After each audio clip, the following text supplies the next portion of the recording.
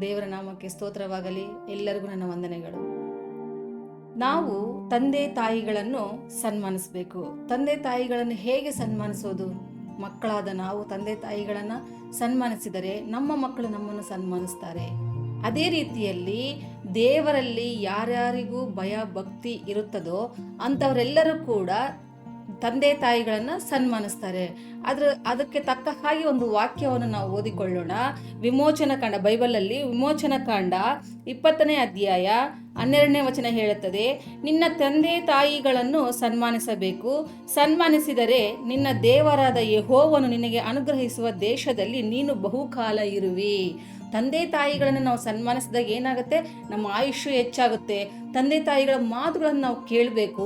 ಮುಖ್ಯವಾಗಿ ಇನ್ನೊಂದು ವಿಚಾರ ನಾನು ಏನು ಹೇಳಲಿಕ್ಕೆ ಹೋಗ್ತಾ ಇದ್ದೇನೆ ಅಂತಂದರೆ, ಅನೇಕರು ತಂದೆ ತಾಯಿಗಳನ್ನು ತುಂಬ ಜನ ಅನಾಥಾಶ್ರಮ, ವೃದ್ಧಾಶ್ರಮ, ಹೊರಗಡೆ, ನಾನು ಕೆಲವೊಂದು ವಿಡಿಯೋಗಳನ್ನ ನೋಡ್ತಾ ಇದ್ದೆ ಮೊನ್ನೆ ಕುತ್ಕೊಂಡು. ತುಂಬ ಕಣ್ಣೀರು ಬಂತು. ಹೇಗೆ ಅಂದರೆ, ತಂದೆ ಆ ಅಮ್ಮಂಗೆ ವಯಸ್ಸಾಗಿದೆ ಪೂರ್ತಿ. ಅವ್ರು ಹೇಳ್ತಾ ಇದ್ದಾರೆ, ಅಲ್ಲಿ ಅವರು ಚಾನೆಲ್ನವ್ರು ಕೇಳ್ತಾ ಇದ್ದಾರೆ, ಏನಮ್ಮ ನೀನು ಇಲ್ಲಿ ಕೂತಿದೆಯಲ್ಲ, ನಿನಗೆ ಮಕ್ಕಳು ಯಾರು ಇಲ್ವಾ ಅಂದರೆ, ನನಗೆ 12 ಜನ ಮಕ್ಕಳು ಸ್ವಾಮಿ, ನಾನು ಹೋಗಬೇಕು ಮನೆಗೆ ಅಂತ ಆಸೆ ಇದೆ, ಆದರೆ ಮಧ್ಯರಾತ್ರಿಯಲ್ಲಿ ಬಂದ್ಬಿಟ್ಟು ನಾನು ಇಲ್ಲಿ ಬಿಟ್ಟು ಹೋಗಿದ್ದಾರೆ ಅಂತ ಹೇಳ್ಬಿಟ್ಟು, ವಯಸ್ಸಾಗಿದೆ ಪೂರ್ತಿ. ಅವಮ್ಮ ಇಂಗ್ಲೀಷ್ ಮಾತಾಡ್ತಾಳೆ. ಅಂಥವ್ರನ್ನ ಹೋಗಿ ಹೊರಗಡೆ ಬಿಟ್ಟಿದ್ದಾರೆ. ಅವಮ್ಮ ಹೇಳ್ತೈತೆ, ನನ್ನ ಮನೆಗೆ ಹೋಗ್ಬೇಕಂತ ಆಸೆ ಇದೆ, ಆದರೆ ಇಲ್ಲಿ ಬಿಟ್ಬಿಟ್ಟಿದ್ದಾರೆ ಅಂತ ಹೇಳಿಬಿಟ್ಟು. ಅದು ತುಂಬ ಕಣ್ಣೀರು ಬಂತು. ನೋಡ್ರಿ, ದಯವಿಟ್ಟು ಎಲ್ಲರಿಗೂ ನಾನು ಒಂದೇ ಒಂದು ಹೇಳ್ತೇನೆ, ತಂದೆ ತಾಯಿಗಳನ್ನ ಸನ್ಮಾನಿಸ್ರಿ. ಆ ತಂದೆ ತಾಯಿನೇ ಇಲ್ಲ ಅಂದರೆ ನೀವೆಲ್ಲಿಂದ ಬಂದಿದ್ದೀರಾ ಅಲ್ವಾ? ಅದೇ ರೀತಿಯಲ್ಲಿ ತಂದೆ ತಾಯಿಗಳನ್ನು ಸನ್ಮಾನಿಸಬೇಕು ನಾವು. ಯಾಕೆಂದರೆ ತಂದೆ ತಾಯಿಗಳನ್ನು ಸನ್ಮಾನಿಸಿದಾಗ ನಮಗೆ ದೇವರು ಇನ್ನೂ ಹೆಚ್ಚಾದ ಆಶೀರ್ವಾದಗಳನ್ನು ಕೊಡ್ತಾರೆ. ಅನೇಕರು ತಂದೆ ತಾಯಿಗಳನ್ನೇ ಸನ್ಮಾನಿಸಲ್ಲ, ಬಟ್ ದೇವ್ರನ್ನ ಮಾತ್ರ ಫುಲ್ಲಾಗಿ ಆರಾಧಿಸ್ತಾ ಇರ್ತಾರೆ. ಕಣ್ಣಿಗೆ ಕಾಣುವಂಥ ತಂದೆ ತಾಯಿಗಳನ್ನೇ ಸನ್ಮಾನಿಸ್ಲಿಲ್ಲ ಅಂದರೆ ಕಣ್ಣಿಗೆ ಕಾಣದೇ ಇರುವಂಥ ದೇವರನ್ನ ನೀನು ಹೇಗೆ ಪ್ರೀತಿ ಮಾಡ್ತೀಯಾ? ಹೌದಾ? ಕಣ್ಣಿಗೆ ಕಾಣುವಂಥ ತಂದೆ ತಾಯಿಗಳನ್ನ ನಾವೇನು ಮಾಡಬೇಕು? ಸನ್ಮಾನಿಸ್ಬೇಕು. ಅವರ ಆಶೀರ್ವಾದ ನಮಗಿರ್ಬೇಕು. ಅವರ ಮಾತುಗಳ ಅವ್ರು ಇನ್ನೊಂದೇನಂದ್ರೆ, ಅದು ತಂದೆ ತಾಯಿಗಳನ್ನು ನಾವು ಸನ್ಮಾನಿಸ್ಬೇಕು. ಫಸ್ಟ್ ನಾವು ಕಲಿಬೇಕು ಅದನ್ನ. ಹೌದು, ತಂದೆ ತಾಯಿಗಳನ್ನ ನಾವು ಕಣ್ಣಿಗೆ ಕಾಣುವಂಥ ತಂದೆ ತಾಯಿಗಳನ್ನೇ ನಾವು ಸನ್ಮಾನಿಸ್ಲಿಲ್ಲ ಅಂದರೆ ಕಣ್ಣಿಗೆ ಕಾಣದಿರೋರನ್ನ ಹೇಗೆ ನಾವು ಮೆಚ್ಚಿಸ್ಲಿಕ್ಕೆ ಸಾಧ್ಯ? ಹೌದಾ? ತಂದೆ ತಾಯಿಯನ್ನು ನಾವು ಮೆಚ್ಚುವ ಮಕ್ಕಳಾಗಿ ನಾವು ಇರಬೇಕಾಗಿದೆ. ಆ ತಂದೆ ತಾಯಿಗಳ ಮಾತು ನಾವು ಕೇಳಬೇಕು. ಅವ್ರು ಏನೇ ಹೇಳಿ ನಮ್ಗೆ ಒಳ್ಳೆಯದನ್ನೇ ಹೇಳ್ತಾರೆ ಹೊರತು, ನಮ್ಮ ಬಗ್ಗೆ ಯಾವಾಗಲೂ ಒಳ್ಳೆಯದನ್ನೇ ಬಯಸ್ತಾರೆ ಹೊರತು, ಮಧ್ಯದಲ್ಲಿ ಯಾವಾಗಲೂ ಒಂದ್ಸರಿ ಅವ್ರನ್ನ ಕೈ ಬಿಟ್ಬಿಡೋದಲ್ಲ. ಆ ವಯಸ್ಸಲ್ಲಿ ನಾವು ಇದ್ದುಕೊಂಡು ಊಹಿಸ್ಕೊಂಡು ಅವರನ್ನು ಸನ್ಮಾನಿಸಬೇಕಾಗುತ್ತೆ. ಆ ವಯಸ್ಸಲ್ಲಿ ನಾವು ಬಂದ್ಮೇಲೆ ನಮ್ಮ ಮಕ್ಕಳು ನಮಗೆ ಹೇಗೆ ನೋಡ್ಕೊಳ್ತಾರೆ ಎಂಬುದಾಗಿ ನಾವು ಅದನ್ನು ದೃಷ್ಟಿಯಲ್ಲಿ ಇಟ್ಟುಕೊಂಡು ನಾವು ಆ ತಂದೆ ತಾಯಿಯನ್ನು ಸನ್ಮಾನಿಸಬೇಕಾಗ್ತದೆ. ತಂದೆ ತಾಯಿಗಳನ್ನ ಸನ್ಮಾನಿಸಿರಿ. ತಂದೆ ತಾಯಿಗಳನ್ನ ಸನ್ಮಾನಿಸಿದಷ್ಟು ನಮ್ಮ ಆಯುಷ್ಯ ಹೆಚ್ಚಾಗುತ್ತದೆ. ಈ ಒಂದು ದೇಶದಲ್ಲಿ, ಈ ಒಂದು ಭೂಮಿಯಲ್ಲಿ ನಾವು ಹೆಚ್ಚು ಕಾಲ ಬದುಕಲಿಕ್ಕೆ ಸಾಧ್ಯ. ಅವರ ಆಶೀರ್ವಾದ ಬಹಳ ಮುಖ್ಯವಾಗಿದೆ. ಅವರ ಮಾತುಗಳ ಆಶೀರ್ವಾದಗಳು, ಅವ್ರ ಕೆಟ್ಟ ಮಾತುಗಳು ನಮಗೆ ಶಾಪವಾಗಿ ಬರಬಾರ್ದು. ಅವರ ಮಾತಾಡೋದ ಪ್ರತಿಯೊಂದು ಮಾತು ನಮ್ಗೆ ಆಶೀರ್ವಾದವಾಗಿರ್ಬೇಕು. ಹಾಗಿರುವಾಗ ಅವ್ರು ನೀವೆಷ್ಟೇ ಹಿಂಸೆ ಕೊಟ್ಟರು ಅವ್ರ ಆಶೀರ್ವಾದನೇ ಮಾಡ್ತಾರೆ. ಆದರೆ ಅವರ ಮನಸ್ಸನ್ನು ನೋಯಿಸಿ ಆಶೀರ್ವಾದ ತಗೊಳ್ಳೋದಲ್ಲ, ಅವರ ಮನಸ್ಸನ್ನು ಸಂತೋಷಪಡಿಸಿ ಅವರ ಆಶೀರ್ವಾದಗಳನ್ನು ನಾವೇನ್ ಮಾಡ್ಬೇಕು? ತೆಗೆದುಕೊಳ್ಳಬೇಕಾಗಿದೆ.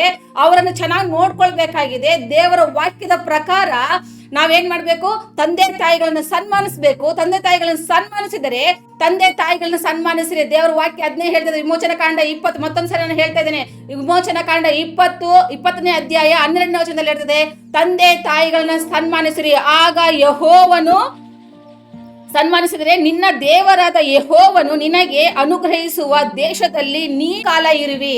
ಹೌದು, ಬಹುಕಾಲ ಅಂದ್ರೆ ಆಯುಷ್ಯ ಹೆಚ್ಚಾಗುತ್ತದೆ. ತಂದೆ ತಾಯಿಗಳ ಆಶೀರ್ವಾದ ಎಷ್ಟೋ ಮುಖ್ಯ ಎಂಬುದಾಗಿ ದೇವರ ವಾಕ್ಯನೇ ಹೇಳ್ತದೆ.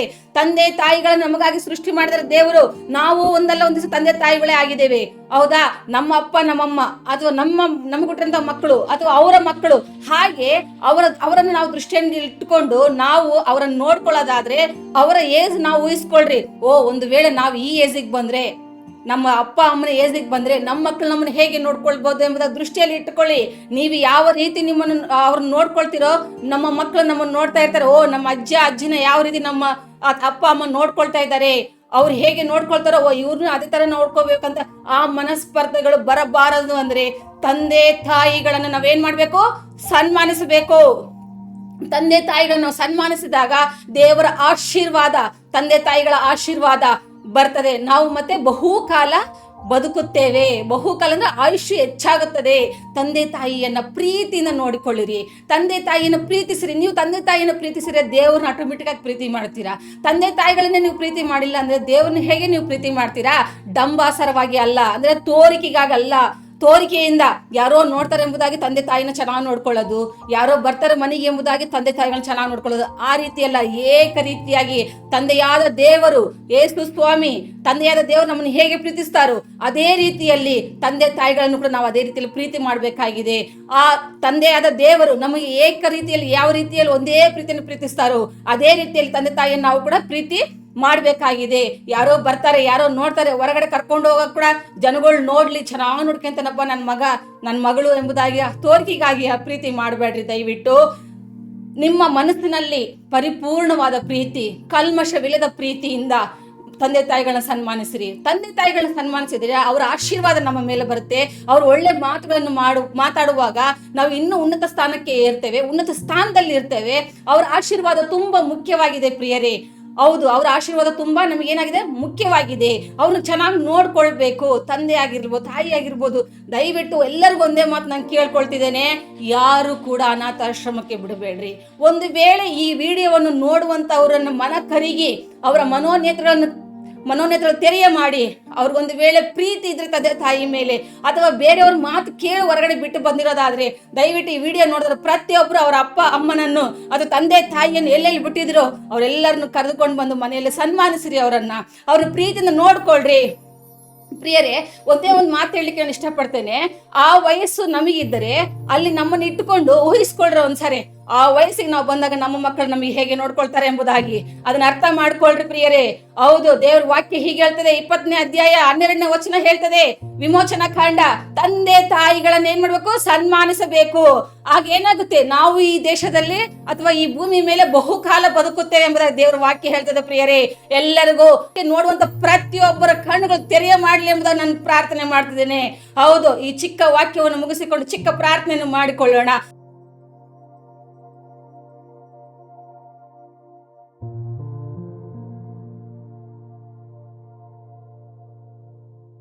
Hallelujah. Ribo shakala raba sikata tala riba le moshayala raba shandariyala rababa o rikatala rababa. Thank you Lord, thank you Jesus.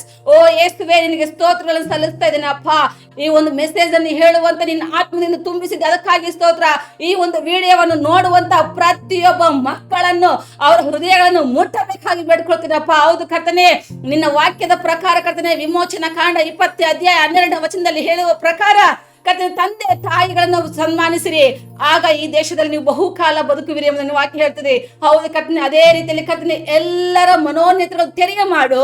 ಕರ್ತನೆ, ಯಾರ್ಯಾರು ಅನಾಥಾಶ್ರಮಕ್ಕೆ ವೃದ್ಧಾಶ್ರಮಕ್ಕೆ ಬಿಟ್ಟು ಬಂದಿರೋ ತಂದೆ ತಾಯಿಗಳನ್ನ ಕರ್ತನೆ ತಿರುಗಿ ಕರೆದುಕೊಂಡು ಬಂದು ಸನ್ಮಾನಿಸ್ಲಿಕ್ಕೆ ಸಹಾಯ ಮಾಡ್ಬೇಕಾಗಿ ಬೇಡ್ಕೊಳ್ತಾನೆ ಅಪ್ಪ. ಏಸಯ್ಯ, ನಿನಗೆ ಸ್ತೋತ್ರಗಳನ್ನು ಸಲ್ಲಿಸ್ತದೆ ರಾಜ. ಪರಿಶುದ್ಧಾತ್ಮನೇ, ಎಲ್ಲರ ಮನಸ್ಥಿತಿಗಳನ್ನು ಬದಲಾಯಿಸು ಯೇಸು ನಾಮದಲ್ಲಿ ಕರ್ತನೆ. ಹೌದು, ಅವರು ಊಹಿಸಿಕೊಳ್ಳಬೇಕು, ನಾವು ಆ ಏಜಿಗೆ ಬಂದಾಗ ನಮ್ಮ ಮಕ್ಕಳು ಹೇಗೆ ನೋಡ್ಕೊಳ್ತಾರೆ ನಮ್ಮನ್ನ ಎಂಬುದಾಗಿ. ಹೌದು ರಾಜ, ಆ ಒಂದು ಪರಿಜ್ಞಾನ ಇಟ್ಟುಕೊಂಡು ಜೀವಿಸುವಂತ ಸಹಾಯ ಮಾಡು. ಈ ವಿಡಿಯೋ ನೋಡುವಂತ ಪ್ರತಿಯೊಬ್ಬರ ಹೃದಯಗಳನ್ನು ಮುಟ್ಟಬೇಕಾಗಿ ಬೇಡ್ಕೊಳ್ತೇನೆ ಅಪ್ಪ. ಪ್ರತಿಯೊಬ್ಬರ ಮನೋನೇತ್ರ ತೆರೆಯ ಮಾಡಿ ಯೇಸು ನಾಮದಲ್ಲಿ ಪ್ರಾರ್ಥನೆ ಮಾಡ್ತೀನಿ ಬಾ. ಓ ರಿಬೋ ಶಕಲರ ಬಾಬಾ, ಓ ಲಿಯಲರ ಶಂದ ಯೋಲರಮ ಶಂದ ಕಟಿಯಲರ ಬಾಬಾ. ಯೇಸುವೇ, ಈ ವಿಡಿಯೋವನ್ನು ನೋಡುವಂತ ಪ್ರತಿಯೊಬ್ಬ ಮಕ್ಕಳನ್ನು ಆಶೀರ್ವದಿಸು ಕರ್ತನೆ. ತಂದೆ ತಾಯಿಗಳ ಆಶೀರ್ವಾದ ಮತ್ತೆ ನಿನ್ನ ಕೃಪೆ, ನಿನ್ನ ದಯೆ, ನಿನ್ನ ಪ್ರೀತಿ ಎಲ್ಲವೂ ಇಳಿದು ಬರಲಿ ಯೇಸು ನಾಮದಲ್ಲಿ ಪ್ರಾರ್ಥನೆ ಮಾಡ್ತಿದ್ದೇನೆ ಕರ್ತನೆ. ಈ ವಿಡಿಯೋ ನೋಡೋದ ಪ್ರತಿಯೊಬ್ಬ ಮಕ್ಕಳನ್ನು ಮುಟ್ಟು ಆಶೀರ್ವದಿಸು. ಯೇಸು ಕ್ರಿಸ್ತನ ನಾಮದಲ್ಲಿ ಬೇಡಿ ಹೊಂದಿದ್ದೇನೆ ತಂದೆಯಾದ ದೇವರೇ. Amen, amen, amen. Praise the lord.